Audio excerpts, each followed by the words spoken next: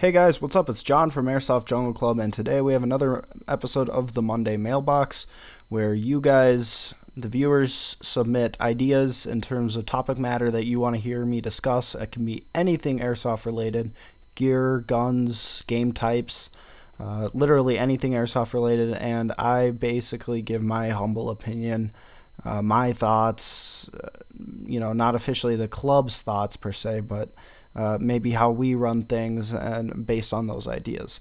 So today's footage it comes from, it's all beta testing footage, I believe. Right now we're just breach and clearing how we would do so and just trying to get a feel for the field. Obviously there's nobody on it but us as a team, and we're just trying to figure out how the best way to move would be. Also in the comments, if you could leave below whether you guys like the helmet cam or the gun cam footage better. Somebody requested a helmet cam. I don't like it as much, but I try and do what works for the viewers. So you guys let me know what you like better. All right, today's topics. So first things first, we're going to talk politics, actually, and this is not something that I would like to get in, as Airsoft Jungle Club is politically neutral. We don't really want to side on either side of the political spectrum, but this is just something that needs to be talked about in the airsoft community, and that is Senate Bill 199, now known as SB199, 199. And basically what this is, it's a California bill. It would technically only apply to California, and I'll explain how, but it will affect the entire sport of airsoft in America as a whole. So even though we're based out of Milwaukee, we have nothing to do with California, it still really does make a major impact on us. And so what SB 199 is essentially, it wants to classify, and I'm reading from the official, what website am I on? I am on legalinfo.ca.gov. And so I'm literally reading this, from the amended version of the bill.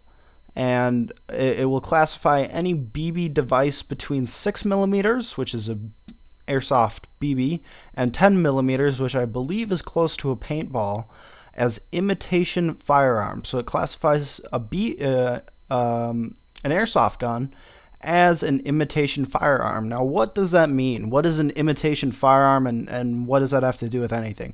Well, an imitation firearm under California law would mean that it has to be brightly colored in, let's see, what does it say? White, bright red, bright orange, bright yellow, bright green, bright blue, bright pink, or bright purple.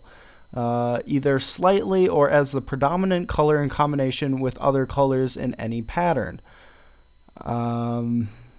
Or the entire device is constructed of transparent or translucent materials, which permits unmistakable observation of the of the device contents and federal regulations governing imitation firearms. The rest is all political babble.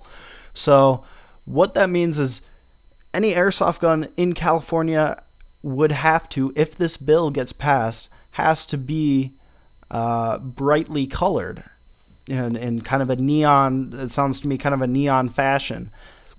Either if that's two-tone or whatever it be, or like Canada, it has, I believe Canada, I might be wrong on that, but it will have to be transparent, meaning you can see through it like the cheap Walmart guns.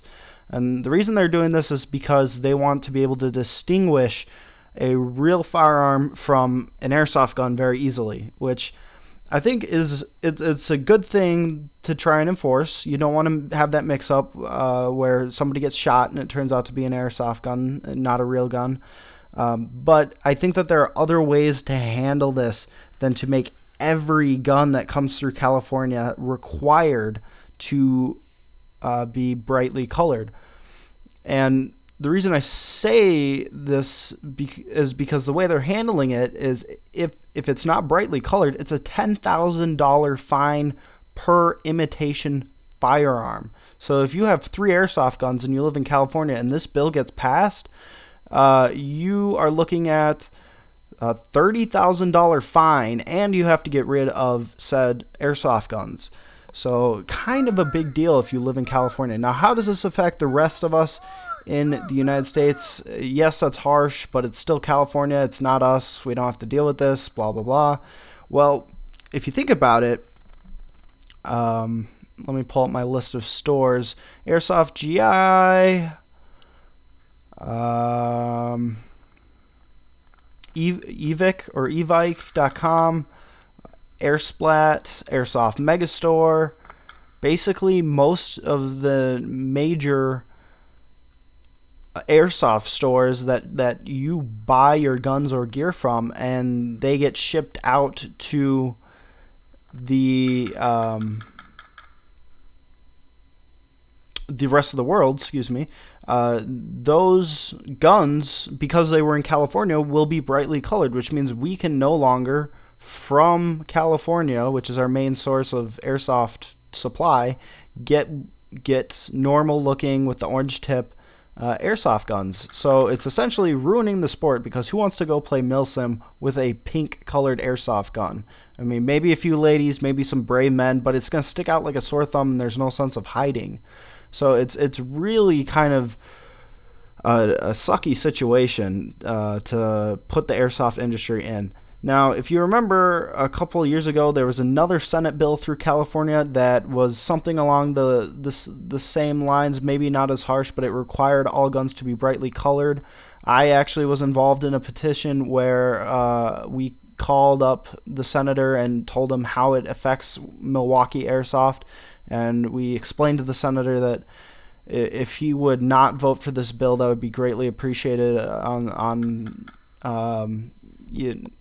Wisconsin airsoft forums and such. So, and that bill was not passed, which I was very glad to hear. But yet we're having the scare again. In fact, it is rather scary because Senate Bill 199, it actually passed the first policy committee 4-1. In other words, it annihilated the 5-man judge panel, and it's now on to the Senate. So what you can do is sign petitions, sign whatever you can to try and not get this bill passed. This is something that it's going to be detrimental to the airsoft world. For us in Milwaukee, we're going to have to start ordering our gear from China, which requires ridiculous shipping times and cost, and you can't just get a product from 2 or 3 days from Evic or Evike anymore, because it's going to be brightly colored, which would really suck. So there are tons of, just spread the word that this is out there, and spread the word that the airsoft community hates it. Hopefully the sucker won't get passed and we'll all be safe. But that's enough on SB199. I hope I answered some questions. For those of you, I forgot to mention this at the beginning of the video, I'll throw a note in the description, but for those of you who are hoping to see something on FCU settings for Polar Star, I'm actually doing a separate video on that, which should be up later in the week, because I really couldn't just fit that into a Monday mailbox. So anyways, the next topic comes from Darian, and Darian just wanted to know our thoughts on how we run Juggernaut games. And truth be told, we really don't run Juggernaut games all that much. The reason being, because the Juggernaut, it's hard to distinguish when he's hit, when he's not hit. He can get hit 3 times, he can get hit 5 times, he's out. It's really just kind of a sketchy game type, and it's hard to it's really a hard game to run safely. The best way we've done it is where he's invincible until he's had too much pain. And this is a painful way to play it, but basically he gets shot until he can't handle it anymore. He throws his hand up or his gun up, and then you have to stop shooting him. The Juggernaut has been taken down. So that's the best way to run it. It's pretty much unlimited respawns for the team without the Juggernaut. and the team with the Juggernaut has limited or something along that nature. So it's a hard gun type or game type to run, and that's why we don't do it very often. So I hope I answered some questions, and I'll try and get more comments in next week.